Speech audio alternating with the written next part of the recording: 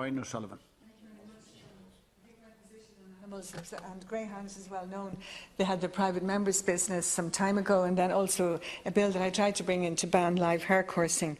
The point I would have to make is that we have far too many examples of appalling ways in which animals are treated in this country, and I do want to acknowledge the individuals, the families and the organisations who do so much in animal welfare to try and redress that balance with the cruelty and the neglect and the indifference to animals. Now, it was very positive, Minister Creed, when you signed the regulation banning the use of wild animals in circuses coming into effect on the 1st of January.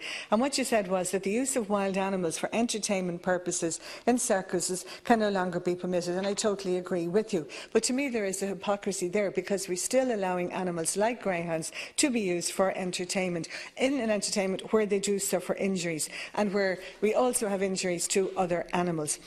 I'd like to see more of the funding that's going today to be earmarked, to be designated for welfare.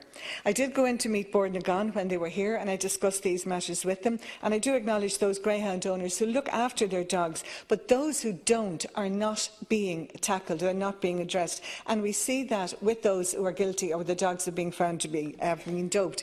And I do think that the funding should have a role in that, and there should be a way in which funding will only go to those who have the welfare of the animals at heart.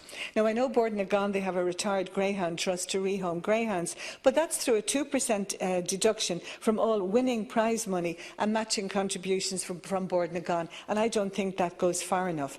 They had a very nice booklet about greyhounds make great pets, which I totally agree, because I've met many of them, but the welfare of greyhounds, it's not comprehensive, because we have the evidence of owners who have no guilt, no compunction, and they're ready to sell off unwanted greyhounds, as Deputy Murphy said, to places like Macau.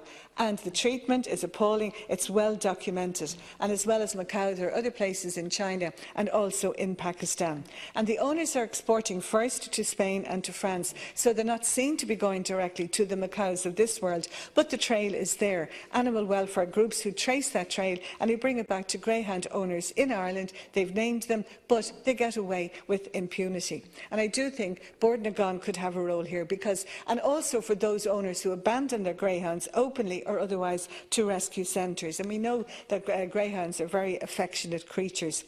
We know about the injuries as well, and the dogs were put down because of the injuries or because they haven't made the cut. So there's a big demand on trying to rehome these greyhounds. My views on live hare coursing are well known. I don't believe that we should be doing this anymore.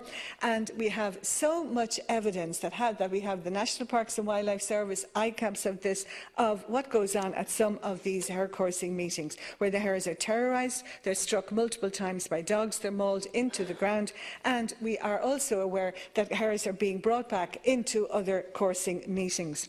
There's plenty of footage for this, and again there's no follow-up action for those who are found guilty. And there is an alternative, drag horsing, and I would ask Bord na Gan to consider using some of their funding to look at this alternative, which has been very viable in other countries. They also had another nice booklet about we love and respect our athletes, and this was about the greyhounds. But the point I make is that, all of the greyhound owners pay their fee to the coursing club, but many of those greyhound owners do not agree with coursing.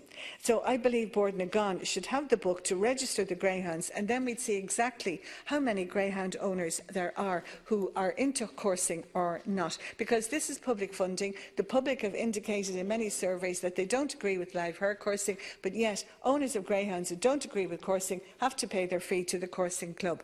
And then if we look at the horse racing industry, the extent of the funding there, but what percentage actually goes to the treatment of injuries, the rehoming and also the welfare?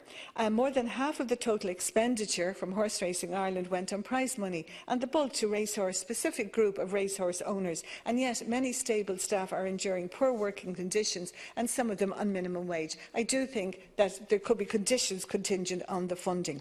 Why the horse racing industry can't fund itself, I don't know. And then those horses who never make the grade, those who do make the grade are treated very well. What about those who don't? And the injuries that they have when told about bleeding lungs, gastric ulcers, and how much of the fund goes there? Then we also know about the money that's filtered down to hunt clubs via point-to-point grants from Horse Racing Ireland. So we look at the funding going into the industry, we look at the funding into the animal welfare organisations, they're absolutely no match, but yet they're picking up the pieces. And I think there is a hypocrisy there. We have to be consistent, and there has to be an adequate and a proper follow-up to abuse of animals.